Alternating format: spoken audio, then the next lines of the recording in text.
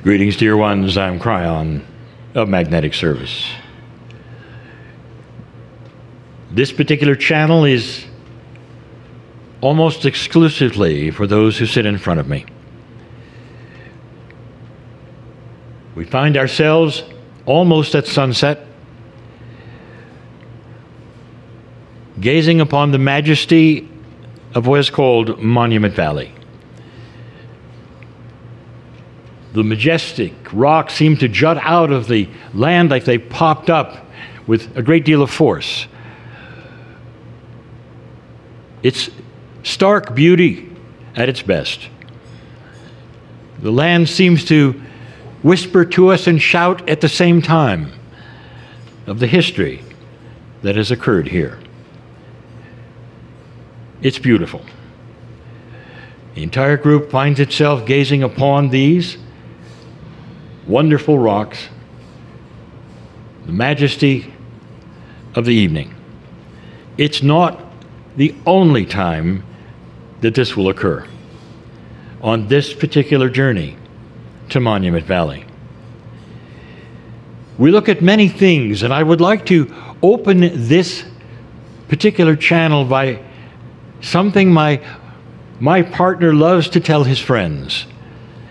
And it has to do with what you're looking at. As a boy, as a child, he was privileged to grow up by the beach. And he went there as often as he could. And the first time he came to Monument Valley as a senior, it all came back to him because the rocks looked like his sandcastles that he used to build. Before then, they were washed away by the waves. And dear ones, I'd like to tell you something. There is a reason why there is a similarity. You don't have to be a geologist to recognize what it is you are seeing. There used to be water here, a lot of it. There used to be a sea right where you're sitting. Long ago, a past that perhaps didn't even have humanity within it. It was a volatile time on the planet. And when you see the raggedness of rocks having been cut by water, you realize it was rushing water. It wasn't water that gently flowed over thousands of years. The stones are cut dramatically. Not only was there water here, not only was there an ocean, but it was racing from one place to another. And it cut those rocks that you see before you.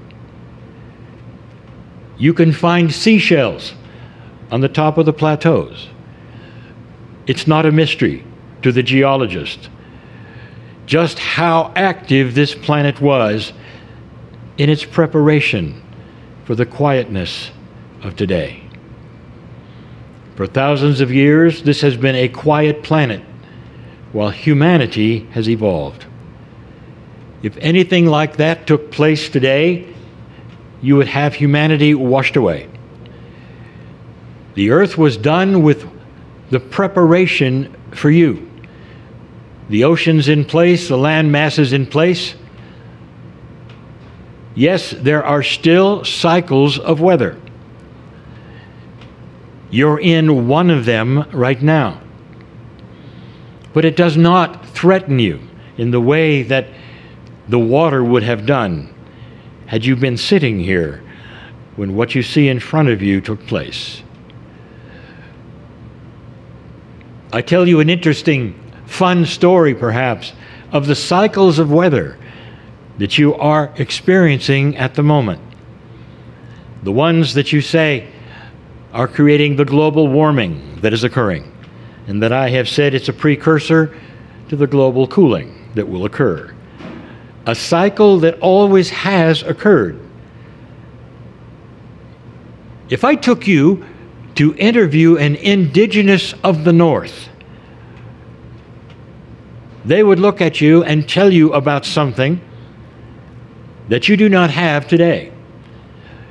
They would tell you that their ancestors recorded the ebb and the flow of the glaciers They came and they went, and they came and they went. And this affected all of the food that they would try to grow, or their hunting, and that they had to record the weather for thousands of years.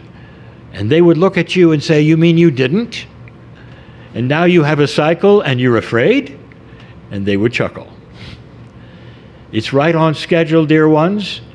The glaciers, they start to recede yet again, and they will come back yet again. It's a cycle that always occurs to refresh the oceans of the planet. And we have said to you, these are the gentle cycles, so that humanity can get ready, understand them, and be here for a long time. You are on the edge of a consciousness shift on the planet that will not just bring a peaceful planet.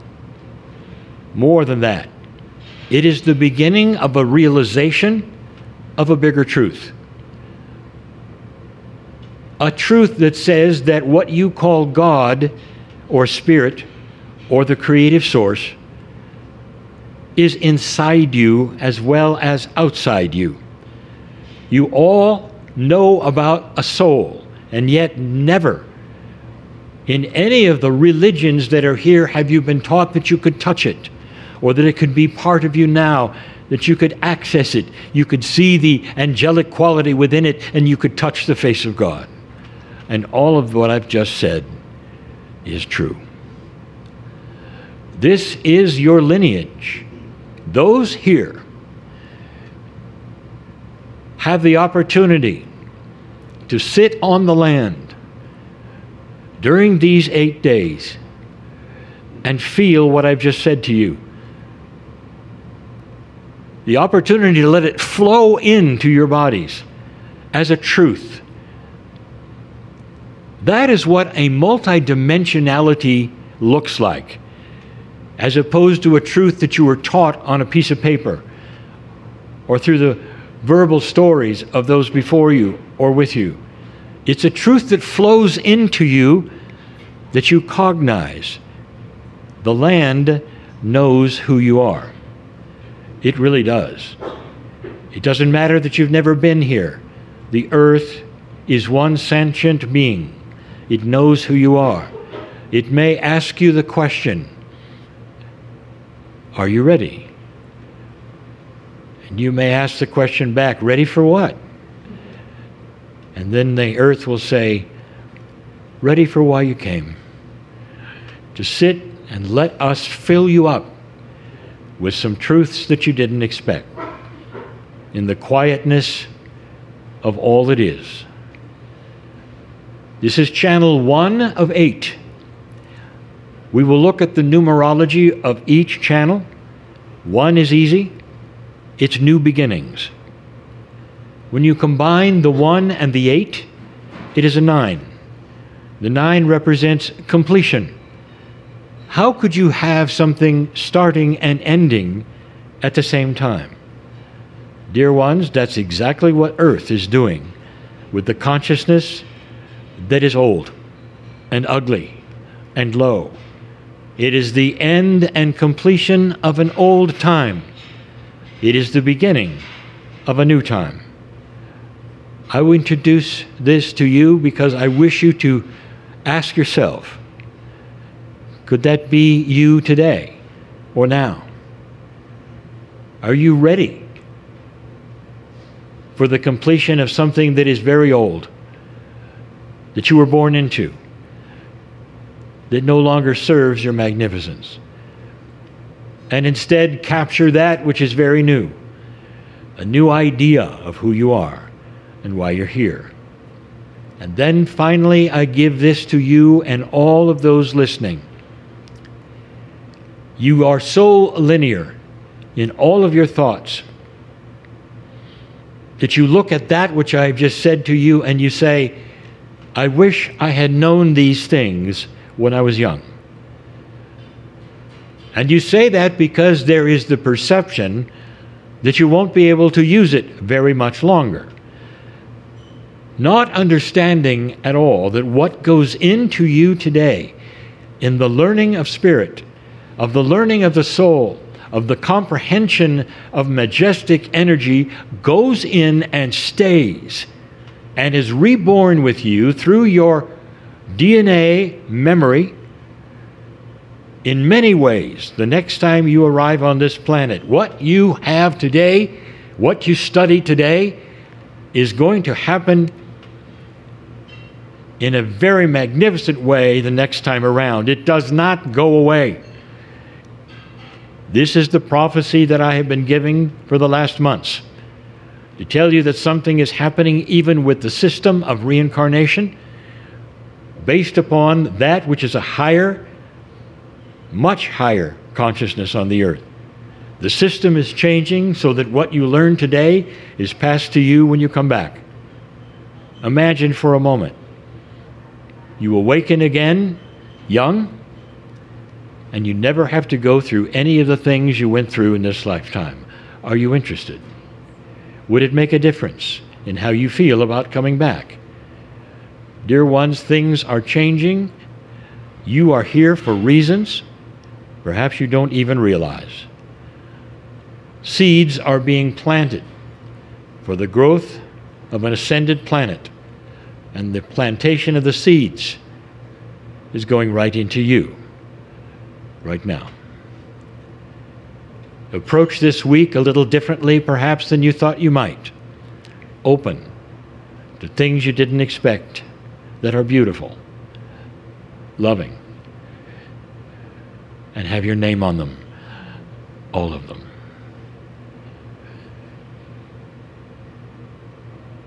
I'm crying in love with humanity, and so it is.